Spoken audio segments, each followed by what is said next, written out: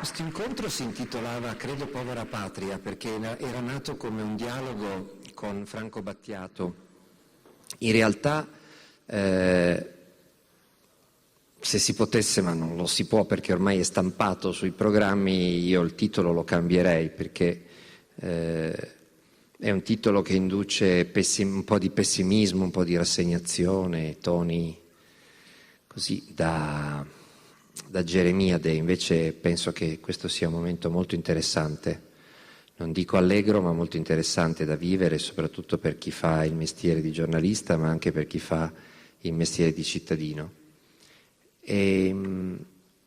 come tutti i momenti in cui il sistema va in crisi si aprono degli squarci di libertà nei quali ci si può infilare per fare delle cose divertenti e anche dirompenti. Noi insieme a molti colleghi che sono anche qua presenti siamo riusciti a fare un giornale libero, il Fatto Quotidiano, di cui un anno fa forse cominciavamo a parlare proprio qui a Marsala con grande prudenza e con grande timore e tremore di non farcela, e invece grazie a una grande risposta dei lettori ce l'abbiamo fatta.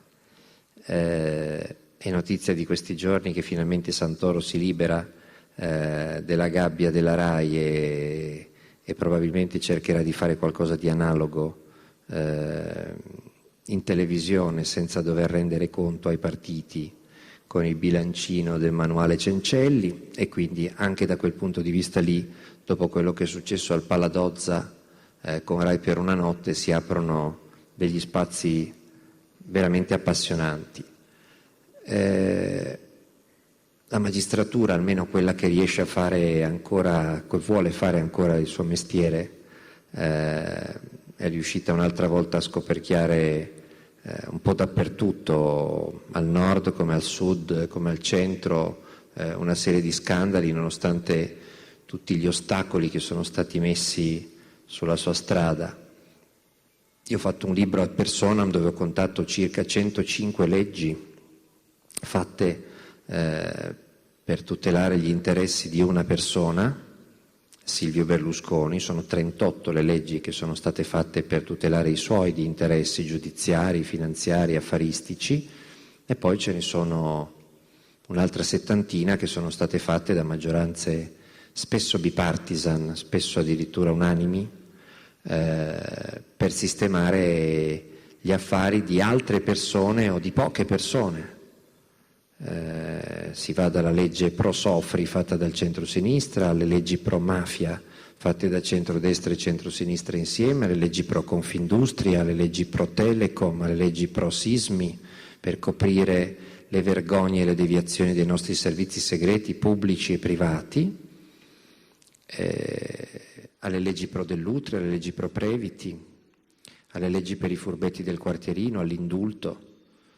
allargato ai reati dei colletti bianchi. Eppure, nonostante questa fiumana e incontenibile di leggi ad personam che hanno di fatto privatizzato la Seconda Repubblica, ancora la magistratura riesce a fare il suo dovere e ancora i giornalisti riescono a farlo. E secondo me il fatto stesso che si continuino a progettare e a tentare e ad approvare leggi ad personam è motivo di grande ottimismo, perché se dopo 15 anni di leggi ad personam continuano a farne vuol dire che non hanno ancora ottenuto il loro scopo. E se non hanno ottenuto il loro scopo vuol dire soltanto che hanno ancora paura che qualche magistrato riesca a scoprire i loro reati e che qualche giornalista riesca a raccontarli, altrimenti non si vedrebbe per quale motivo nel 2010 ancora tentare di bloccare la cronaca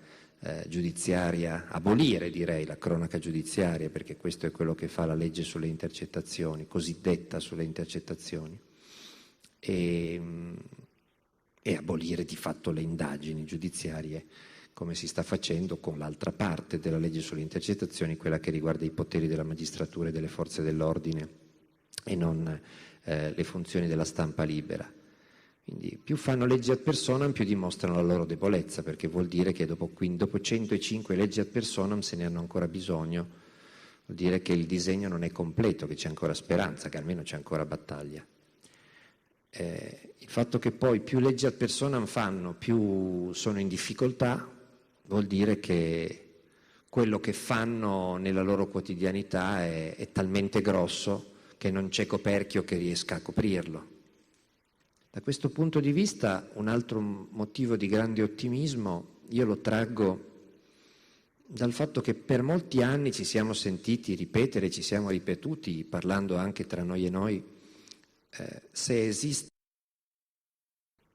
un'asticella invalicabile, cioè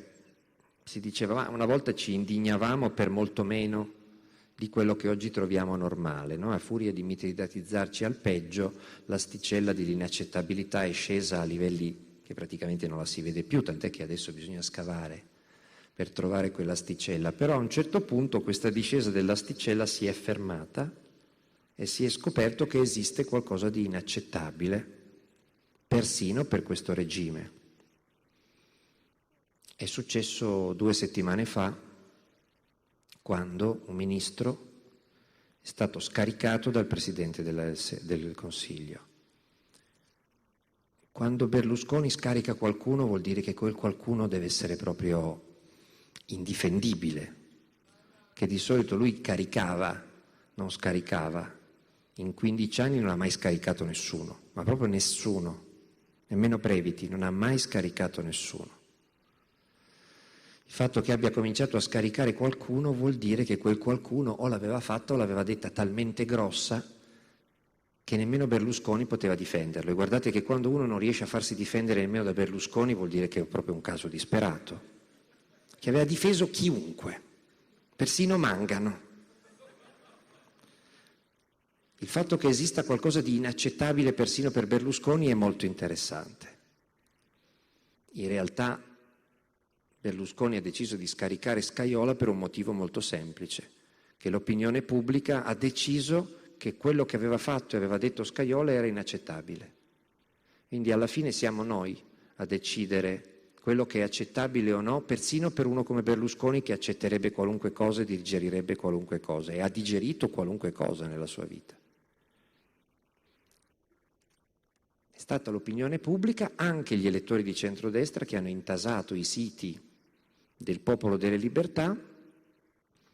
e che hanno detto no, questa di Scajola non ce la beviamo, questa di Scajola non la possiamo accettare. Deve essere successo qualcosa di veramente drammatico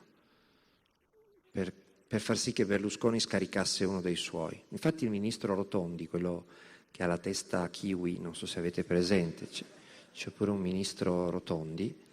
ministro per l'attuazione del programma, quindi un ministro totalmente disoccupato perché ovviamente loro non attuano alcun tipo di programma, ma il ministro Rotondi ha pronunciato una frase secondo me molto significativa. Ha detto con il caso Scajola abbiamo segnato un pericoloso precedente. Tutti pensavano che il precedente fosse appunto quello che aveva fatto Scajola o quello che aveva detto Scajola, invece no. Il precedente che preoccupa il ministro Rotondi è che Scajola si è dimesso. Giustamente si crea un pericoloso precedente perché se passa il principio che uno si dimette, tutti si domanderanno che cosa ci fanno ancora gli altri al loro posto, visto che mediamente ne hanno fatte di peggio di Scajola. La domanda è: ma è possibile che si sia dimesso solo Scajola? In fondo Scajola non è accusato di avere rapporti col clan dei Casalesi o con il clan di Brancaccio a Palermo o con l''ndrangheta. È possibile che si dimetta uno per una storia di case mentre non si dimettono sottosegretari che hanno addirittura un mandato di cattura sul capo per mafia? Il fatto è che il sistema della disinformazione, come è stato costruito in questi anni, è predisposto per cancellare, sminuzzare e sviare l'attenzione dai casi di mafia e politica, come dai casi di corruzione e politica, ma da un caso singolare, bizzarro, eccentrico come il caso Scajola non erano preparati a uscire.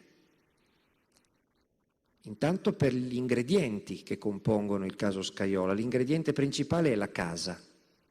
In un paese dove l'83% degli abitanti ha la casa di proprietà, tutti sanno come si compra una casa. L'idea che arriva uno e si compra la casa e non sa con quali soldi la sta comprando è assolutamente impensabile. per gli elettori di centrodestra e di centrosinistra. Infatti Scajola